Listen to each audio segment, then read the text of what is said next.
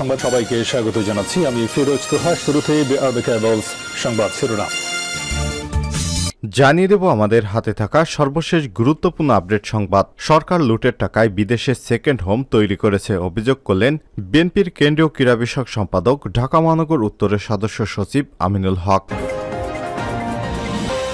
এরপর জানিয়ে দিব ঢাকা বিভাগে জরুরি সাংগঠনিক সভা ডেকেছে যুবদল। ঢাকা বিভাগের 11টি জেলা মহানগর শাখার নেতৃত্ববৃন্দকে নিয়ে জরুরি সভা ডেকেছে বাংলাদেশ জাতীয়তাবাদী যুবদল। আর সোমবার দুপুর 12টায় যুবদলের কেন্দ্রীয় কমিটির এক জরুরি সভা দলের প্রধান কার্যালয়ে অনুষ্ঠিত হবে। রোববার 5ই মে সংগঠনের দপ্তর সম্পাদক কামরুজ্জামান দুলাল স্বাক্ষরিত এক বিজ্ঞপ্তিতে এসব তথ্য জানানো হয়েছে। এদিকে স্বাধীন ফিলিস্তিন প্রতিষ্ঠার দাবিতে পদযাত্রা করবে ছাত্রলীগ। জানিয়ে দিব একটি গুরুত্বপূর্ণ সংবাদ। রোহিঙ্গা ক্যাম্প থেকে যুবকের গলাকাটা মরদেহ উদ্ধার। কক্সবাজারের উখিয়ায় রোহিঙ্গা ক্যাম্পে নূর কালাম নামে এক রোহিঙ্গা যুবককে জবাই করে হত্যা করেছে দুর্বৃত্তরা। এবারে জানাবো রাজধানীতে শিলাবৃষ্টি, বজ্রপাতের সঙ্গে শিলাবৃষ্টি এবং ঝোড়ো বাতাসে স্বস্তি নেমেছে রাজধানী ঢাকায়। রাত 10:30 থেকে শুরু হয় বৃষ্টি। হঠাৎ বৃষ্টিতে অবশ্য ভোগান্তিতে পড়েছেন পথচারী এবং ভ্রাম্যমাণ দোকানিরা। রোববার 5ই মে রাত 9:30টার পর থেকে নগরীর বিভিন্ন জায়গায় বাতাস শুরু হয়। প্রায় ঘণ্টাব্যাপী ঝোড়ো বাতাসের পর রাত 10:30টার দিকে নামে স্বস্তির বৃষ্টি। বৃষ্টির সঙ্গে ঝরছে শিলাও।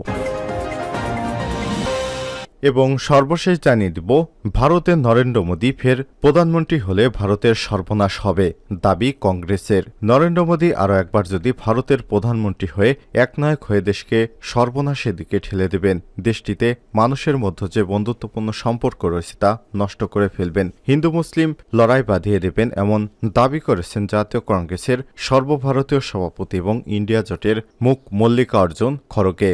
ভারতের 18তম লোকসভা নির্বাচনের এরই মধ্যে 2 দফায় ভোট গ্রহণ সম্পন্ন হয়েছে। আগামী 7ই মে তৃতীয় দফায় মালদা উত্তর, মালদা দক্ষিণ, জঙ্গিপুর, মুর্শিদাবাদ কেন্দ্রে ভোট গ্রহণ হবে। তার আগে রোববার 5ই মে মালদার সুজাপুর হাতিমারি ময়দানে আয়োজিত জনসভায় উত্তর মালদা এবং দক্ষিণ মালদা আসনগুলোতে বাম ফ্রন্ট সমর্থিত কংগ্রেস প্রার্থী মোস্তাক আলম এবং ঈশা খান চৌধুরীর সমর্থনে ভাষণ দেন মল্লিকার্জুন খড়গে।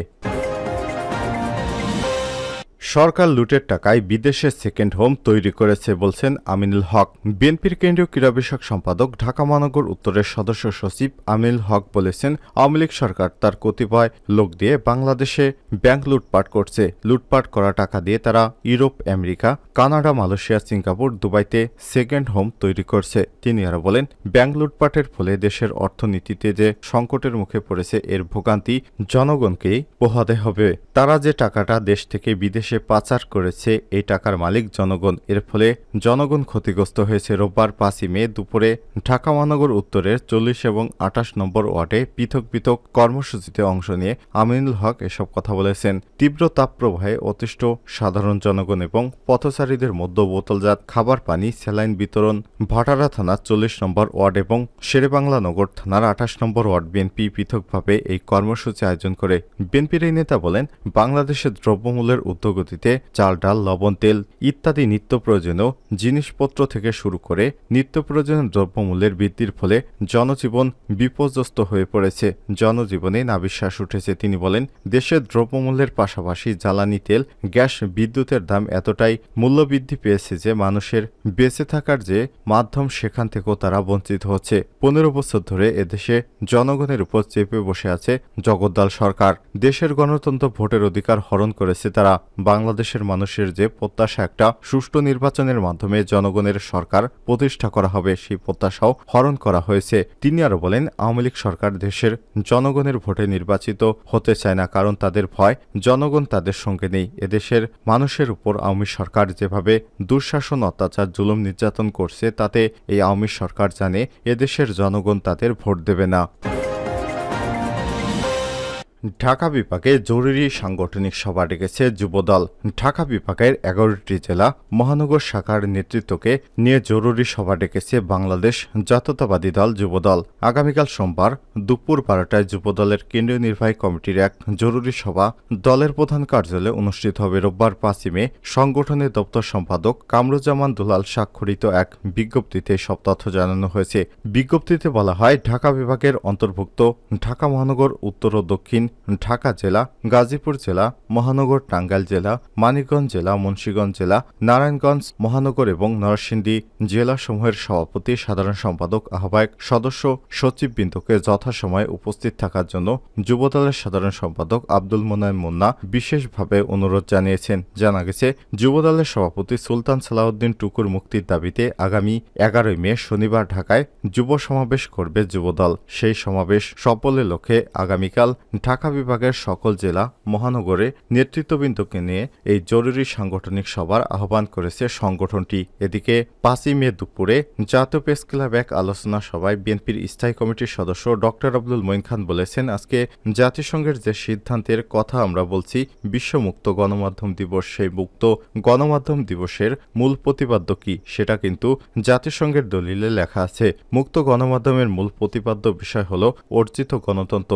গণতন্ত্রের কারণে কিন্তু জাতিসংঘ মুক্ত গণমাধ্যমের কথা চিন্তা করেছে, ঘোষণা করেছে এবং পালনও করছে। কাজেই সে গণতন্ত্র যদি দেশে না থাকে, দেশে যদি একদলীয় শাসন কায়েম হয়ে থাকে, যদি মানুষের মুক্ত চিন্তা বিকাশের কোনো সুযোগ না থাকে, যদি মানুষকে বাধ্য করা হয় একই লাইনে চলার জন্য, তাহলে কোনো স্বাধীনতা আর থাকবে না। তিনি বলেন, রেলগাড়ি যেমন একই লাইনে চলে, ডানেও যেতে পারে না, বাঁয়ে যেতে পারে না। বাংলাদেশের ১৮ কোটি মানুষকে যেখানে একই লাইনে আওয়ামী লীগের নীতি অনুযায়ী, কথা অনুযায়ী, বক্তব্য অনুযায়ী, চিন্তাধারা অনুযায়ী চলতে বাধ্য করা হয়, সেখানে সংবাদপত্রের স্বাধীনতা বা গণমাধ্যমের স্বাধীনতা থাকতে পারে না। এ সময় তিনি আরো বলেন, আজকে একথা আমাদের নতুন করে ভাবতে হবে। বাংলাদেশ যে আদর্শের সৃষ্টি হয়েছিল, সেই গণতন্ত্র রক্ষার মূল কবচ হচ্ছে মুক্ত সংবাদ মাধ্যম। সে গণতন্ত্রকে রক্ষা করতে হলে আজকে বাংলাদেশের সংবাদপত্রের স্বাধীনতা নতুন করে প্রতিষ্ঠা করতে হবে। এটাই হোক আজকের বিশ্ব মুক্ত গণমাধ্যম দিবসে আমাদের প্রতিজ্ঞা।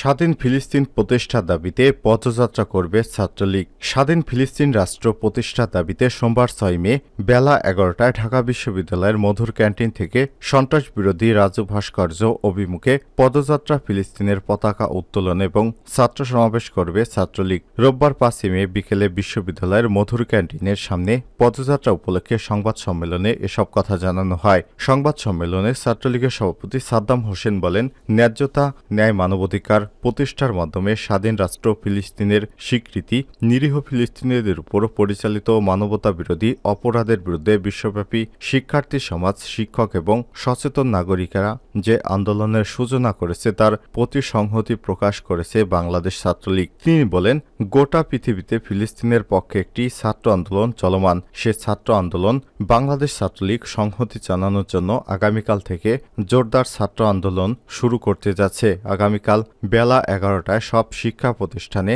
জাতীয় পতাকার পাশাপাশি ফিলিস্তিনের পতাকা উত্তোলন, পদযাত্রা এবং সংহতি সমাবেশ সফল করার জন্য বাংলাদেশ ছাত্রলীগের নেতাকর্মীদের প্রতি আহ্বান জানাচ্ছি। আগামীকাল এই কর্মসূচি শুধু ছাত্রলীগের কর্মসূচি নয়, এটি দেশের সব শিক্ষার্থীদের কর্মসূচি, বিশেষ সব মুক্তিকামী মানুষের কর্মসূচি। এ সময় ছাত্রলীগের সাধারণ সম্পাদক শেখ ওয়ালি আসিফ ইনান, ঢাকা বিশ্ববিদ্যালয় ছাত্রলীগের সভাপতি মাজহারুল কবির শয়ন, সাধারণ সম্পাদক তানভীর হাসান সৈকত সহ ছাত্রলীগের কেন্দ্রীয় ঢাবি শাখা, বিভিন্ন হল শাখার শতাধিক নেতাকর্মীরা উপস্থিত ছিলেন। রোহিঙ্গা ক্যাম্প থেকে যুবকের গলাকাটা মরদেহ উদ্ধার। কক্সবাজারের উখিয়ায় রোহিঙ্গা ক্যাম্পে নূর কালাম নামে এক রোহিঙ্গা যুবককে জবাই করে হত্যা করেছে দুর্বৃত্তরা। রোববার ৫ই মে সকালে রোহিঙ্গা ক্যাম্প ১৮ এর block M17 red crescent office সংলগ্ন এলাকায় এ দুর্ঘটনা ঘটে। নিহত রোহিঙ্গা যুবক উখিয়ার ক্যাম্প ১৯D ১৪ ব্লকের নূর সালামের ছেলে। বিষয়টি নিশ্চিত করে উখিয়া থানা পুলিশের ভারপ্রাপ্ত কর্মকর্তা ওসি মোহাম্মদ শামীম হোসেন জানিয়েছেন, সকালে উখিয়ায় আশ্রয় শিবিরে রেড ক্রিসেন্ট অফিস সংলগ্ন এলাকা থেকে নূর কালাম নামের এক রোহিঙ্গা যুবকের গলাকাটা মরদেহ উদ্ধার করা হয়েছে। প্রাথমিকভাবে ধারণা করা হচ্ছে আজ ভোরে একদল রোহিঙ্গা সন্ত্রাসী তাকে জবাই করে হত্যা করে রেখে চলে গেছে। তিনি আরও জানান, পুলিশ ঘটনাস্থল থেকে মরদেহ উদ্ধার করে ময়নাতদন্তের জন্য কক্সবাজার জেলা সদর হাসপাতালে প্রেরণ করেছে। এ বিষয়ে আইনগত ব্যবস্থা প্রক্রিয়াধীন।